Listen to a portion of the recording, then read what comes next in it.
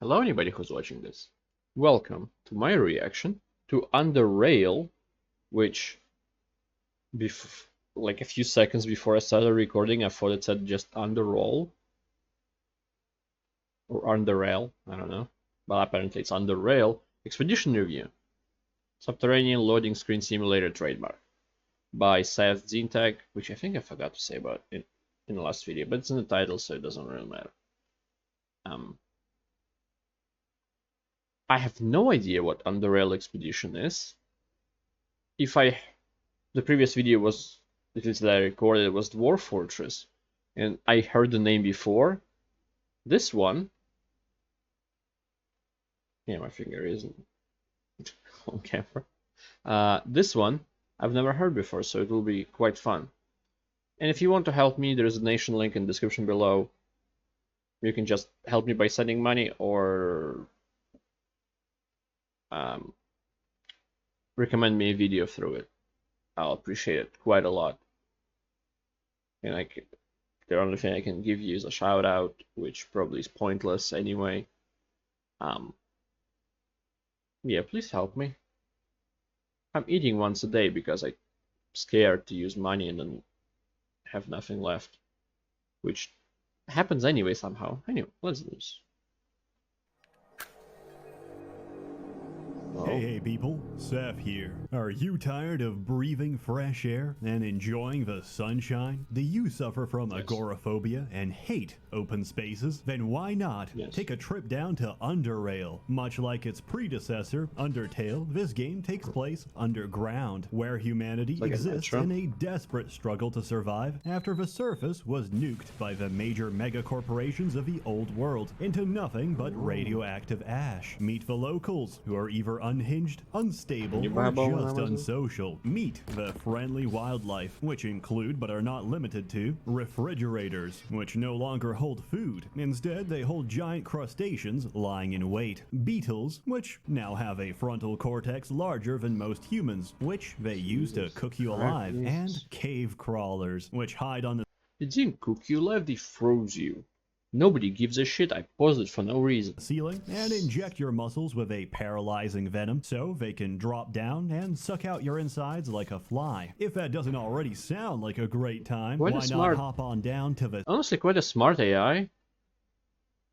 And the world building looks pretty cool. One of the last few remaining bastions of human civilization. And that's not all. It's made similar to one of the highest murder rates per capita in recorded history. You're guaranteed to be shot, mugged, or drugged within the first 24 hours or your money back. So don't wait up. Sign up now and get dominated like the pipe worker you are in the best dystopian hellscape on the market today. Underrail is an underground cave fishing simulator with elements of jet ski surfing. It came out at the end of 2015, and it's probably the closest thing to a spiritual successor of Fallout 1 and 2. It's a turn-based CRPG developed by the Serbians, and as with anything that comes from former Yugoslavia, it's absolutely brutal, unforgiving, and brilliant. So why cover it now? Because it also recently got an expansion, Underrail Expedition. Stig generously gave me a copy, so I thought, hey, Underrail Expedition. Stig generously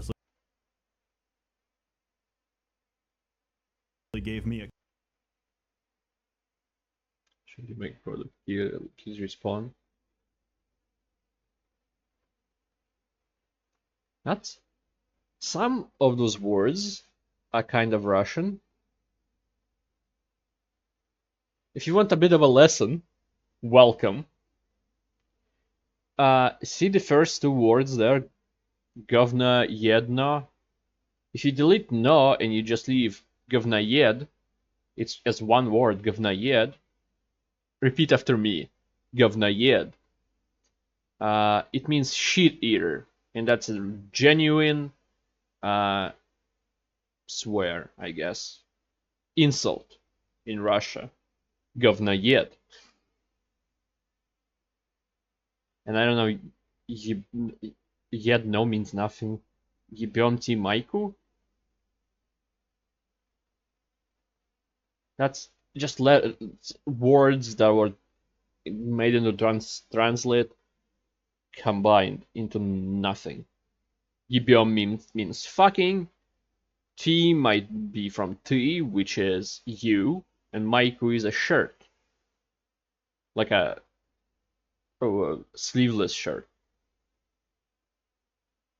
All right. Whoops. Whoops. Whoops. Whoops. I broke everything. No. No. Now people know what I'm watching. No. The fuck did I click I?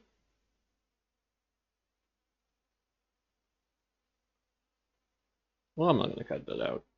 A copy. That's So I nothing thought, to be hey, ashamed how of. long could this possibly take? 3 1 years. week and 60 hours later, I finished it. Not the main plot, not the main story, just the expansion. This game is huge. Wow. Let's begin. Story. You play as some schmuck with no real ties or background. However, you've been Okay. recently accepted as a citizen of Southgate Station, one of the more civilized places in this world. Now, it falls onto you to make sure your new home has a future. And that's it. No great calamity, no great disaster. We're already living in disaster, but we're trying to make the best of It reminds me of the first Fallout, where, well, there kind of was a great disaster, but not like we're gonna die tomorrow by super mutants or whatever.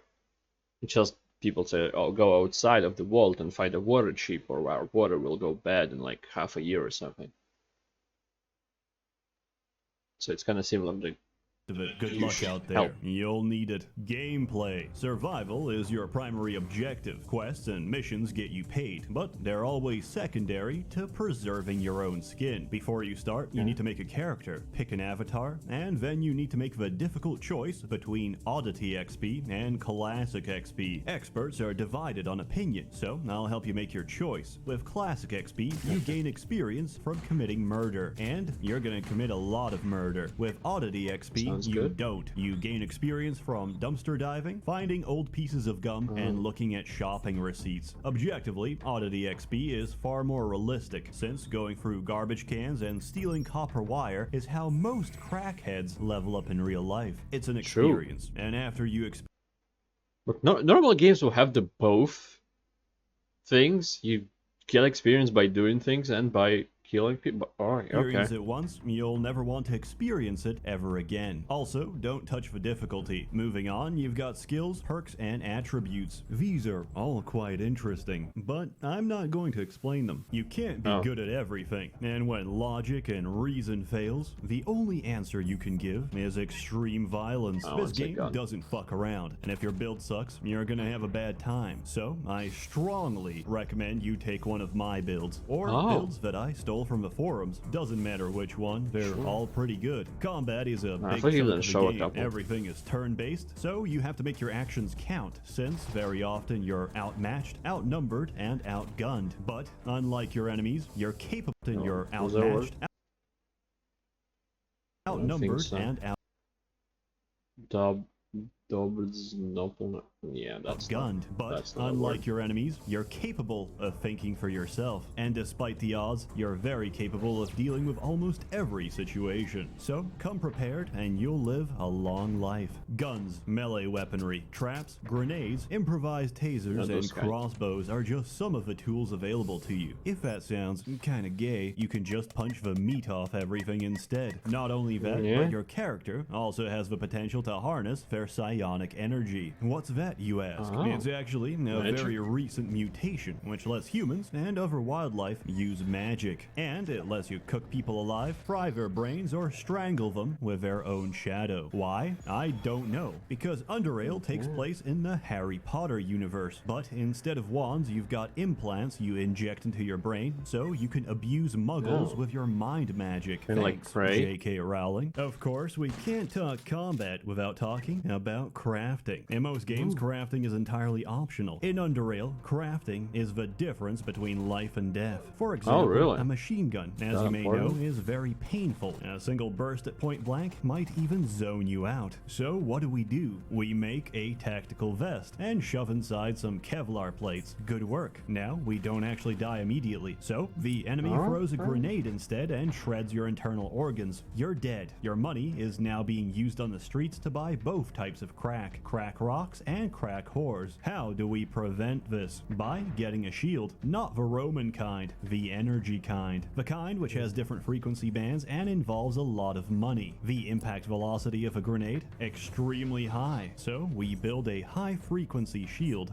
Bullets don't leave a scratch. Grenades, a mild breeze. But a sledgehammer? Yeah, that's still bad for your spine. Also, your shield isn't gonna stop shit. So you die anyway, and your body participates in the free market. Reload and try again. You get the gist of it. Underrail's combat is a massive game of rock, paper, shotgun, which coincidentally gave this game a very bad review because they're not very good at their job. If we go a little further, here's a little taste of what you can do. Traps are incredibly lethal, so my current character frequently breaks the Geneva Convention by making improvised chemical bombs that digest and melt people's skin off. Since he's good at chemistry, he can spike grenades with RDX, which can depopulate entire rooms. For anything that doesn't die instantly, we torch the room instead with magnesium. Magnesium burns hotter than petrol, fills the room with screaming charred bodies, and as an added bonus, even burns underwater. The crafting system is so damn good, it even inspired me to start crafting in real life. Now, while this sounds like the beginning of a manifesto, it's actually incredibly fun. The amount of creativity and options make each playthrough very entertaining. Aside from combat, there's no such thing as quest markers, just directions, so you'll have to learn and navigate the underground yourself. That's no easy task, and it's very easy to get lost, which is why Stig made a world map to help you orient yourself. It's very handy. As strange as it sounds, there's actually zero reason for you to explore. The places you have to be, the places you want to be, are easy to find. Any place off a beaten path is a place you don't want to be. Here's an example. There's nothing there. At least, nothing good. Just a lot of pain, a lot of venom, and a lot of antidotes you have to burn through for absolutely no reward. The caves are just that. Caves. What did you expect? In summary, the caves suck. Don't go there. Also, they remind me a lot of my own apartment. The ceiling recently fell off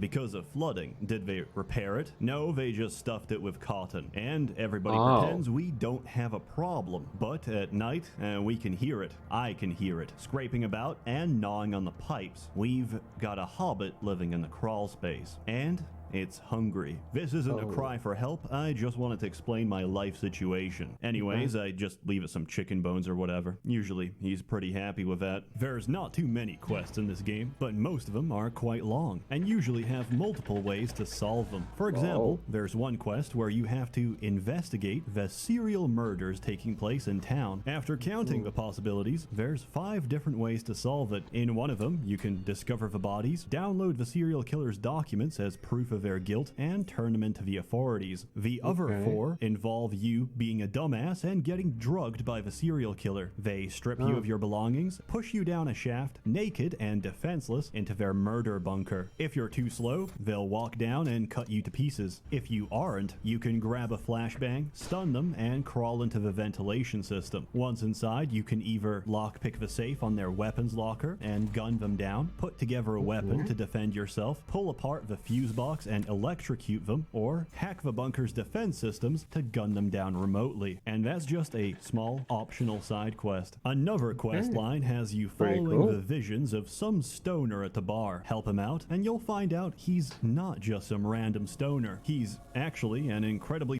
I'll say right now, this game has the biggest chance of me playing it, because I really enjoy first and second Fallout. And this reminds me a lot of them. So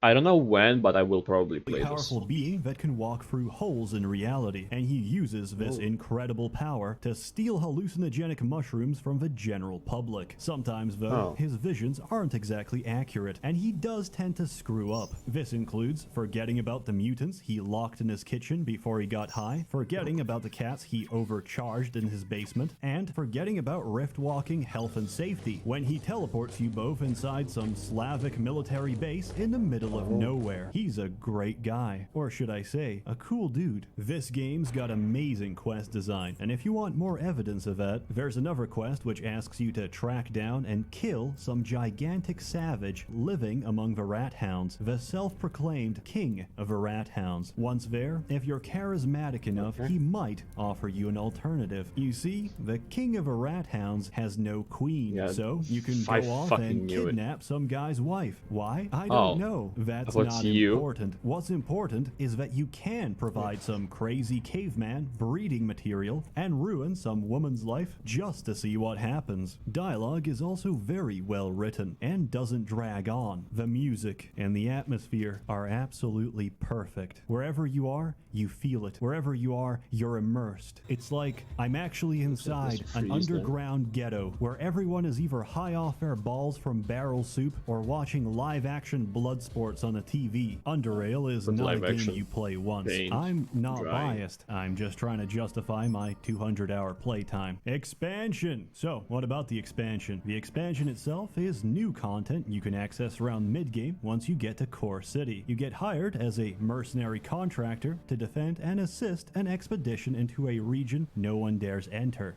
the Black Sea. What's out there? Death, ruins, pirates. And even worse, for some reason, your arrival has really pissed off the Icelandic natives. And let me tell you, there's a lot of them. There's so many of them that it's only a matter of time before they overrun you. No pressure. This expedition was doomed from the start. You also get some sick jet skis and jet ski combat, where you throw surfer dude bro pirates off their skis and watch them drown in the abyss. In Underrail, nobody knows how to swim. And there's a lot of designs. You can buy anything from the Boomer Core Blazer, the Shark with built-in torpedo systems, to the miniature naval tank Devastator, which is quite self-explanatory and very much lives up to its name. Jet ski surfing is the main way to get around an expedition, and there's some memorable locations. Old facilities filled with malfunctioning AI, eldritch abominations, and tribal burial grounds where you can spend half an hour pulling bodies out of swamp juice. The expansion dialogue is also amazing. You can spend half an hour deciphering native language and debating philosophy with the elderly. In general, this expansion is amazing. But I never mentioned,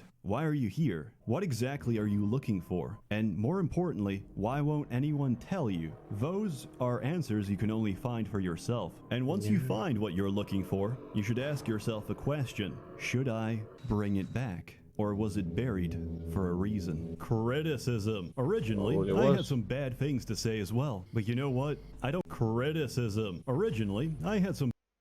Backtracking takes a lot of time. You will get wiped at Tipo A without trap skill. C4, C4, look at 5 instead. Stig hurt my feelings on 2 occasions.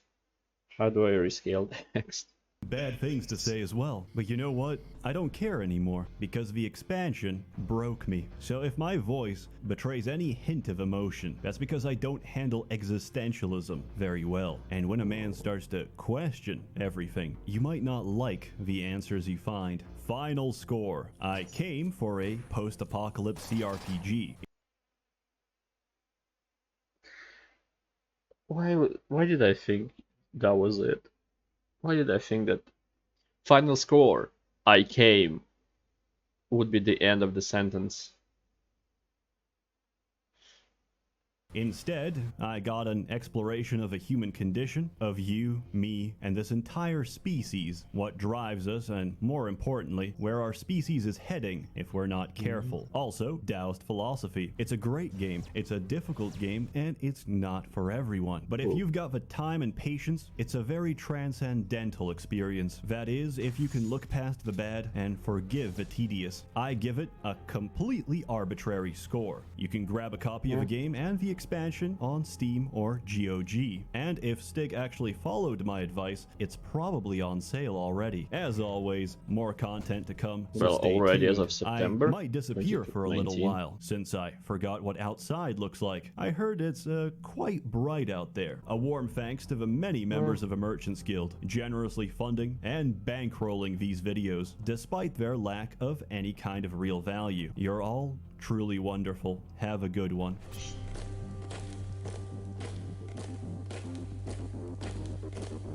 Random or is it Russian? I don't see any flags, and I can't really tell by the uniform. The weaponry looks Russian. I'm not very good with weaponry, but looks like it's AKs or actually just AK. Oh, this. No, never mind. I don't know. I can't tell. I'm blind enough without the grain. Anyway, again, this game looks fun. I probably will play it in some sort of a future, if I have one. If you want me to have a future, you can help me with by going to my donation link and donating and whatnot. But yeah, the game seems fun, and I probably will play it someday. And the video itself is good. It's quite a good representation of the game. Even though he didn't say a lot of bad things about it, you can kind of guess because it takes inspiration from Fallout 1 and 2, so it probably has the same negative things about it. I guess there's no overworld. There's no global map. I don't know. I'll have to play to find out. So, for now, thank you for watching. I appreciate it a lot, and I hope to see you next time. Goodbye. Have a great life. Because one of us has to.